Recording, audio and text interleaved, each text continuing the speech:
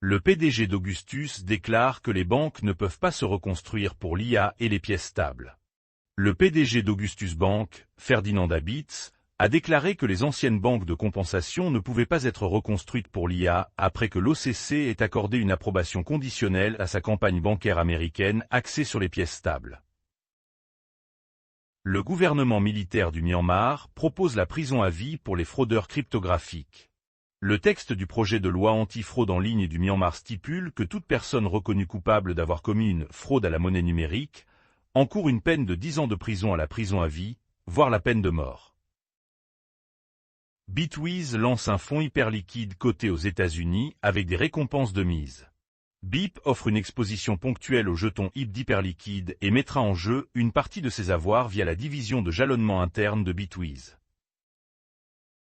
Un cabinet d'avocats américain dépose une requête demandant la redistribution de 344 millions de dollars américains liés à l'Iran. Le cabinet d'avocats Gerstin Tarot LLP tente de réclamer des fonds de crypto-monnaies gelés pour les demandeurs de jugement sans rapport remontant à des décennies. Soleillet lance une carte compatible Visa pour les paiements USDC. La nouvelle carte permet aux utilisateurs de dépenser leur solde USDC via des transactions en ligne, en magasin et sans contact tout en accédant au retrait au distributeur automatique dans les régions prises en charge. ICE et CME font pression sur les régulateurs américains pour qu'ils freinent le commerce de l'énergie hyperliquide. Rapport.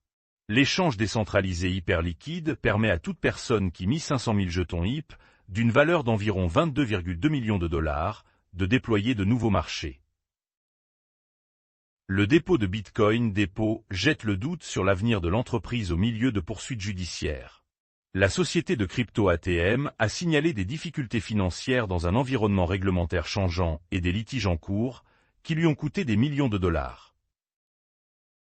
Les dirigeants des comités de la Chambre exhortent Trump à nommer des membres de la CFTC, citant la loi Clarity. La Commodity Future Trading Commission des États-Unis est actuellement dirigée par le président Michael Sully, et Donald Trump n'a fait aucune déclaration publique sur la dotation complète du groupe de 5 commissaires. La loi américaine Clarity apporte un pic majeur d'euphorie au Bitcoin. Sentiment a averti que le marché de la cryptographie évolue généralement à l'encontre des attentes de la foule, soulignant une récente montée du sentiment haussier entraînée par un nouvel élan autour de la loi américaine Clarity. Les ETF spot Bitcoin perdent 1 milliard de dollars en une semaine, mettant fin à une période d'afflux de 6 semaines.